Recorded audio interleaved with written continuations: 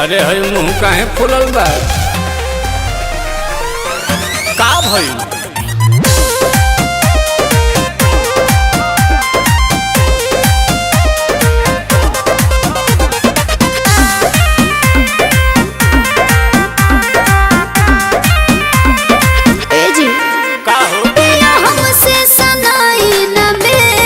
काहे ना सनाई?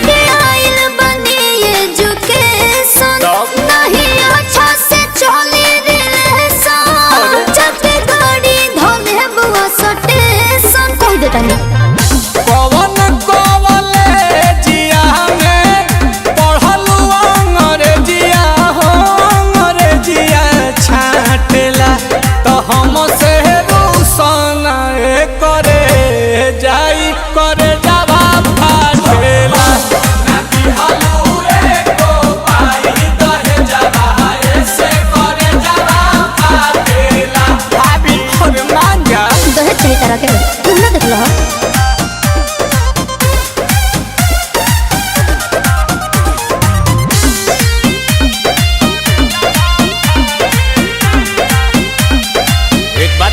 नाराज काहे होलू छने पछने बियाह जब कइलू अपने पसने मोती मराइल रहे। अरे जहन पहिले जे जहती तहरा घर नहीं हती याके चूल्ही पर खाना ना बनती राजा जी नहीं चौकी पर बेला नहीं लती राजा जी हम ही मिलल का बहानी सेती है के धनिया बेरी बेरी डांटेला तो हम से रूसन करे जाई करे जावा फाटेला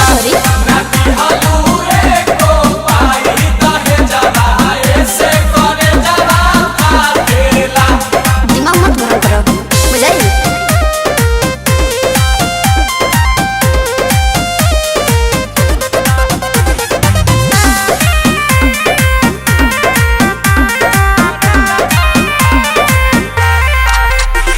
बताहो का खोइबू मीठा की खाटा मंगाही पानी पूरी किलो लाता झिया जरदन सासु हो आसु प्रियंसु राते दही ना सही रहे जमल राजा जी ना बहाना घोटात नील कमल राजा जी मत पूछो दिहिला अंगूर तो भा गेलु दूर दूर तहर कुकुर काटेला तो हम से रूसन करे जा ई करे जावा फाटेला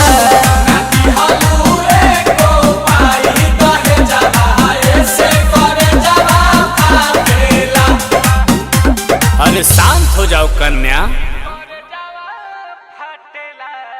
तो हम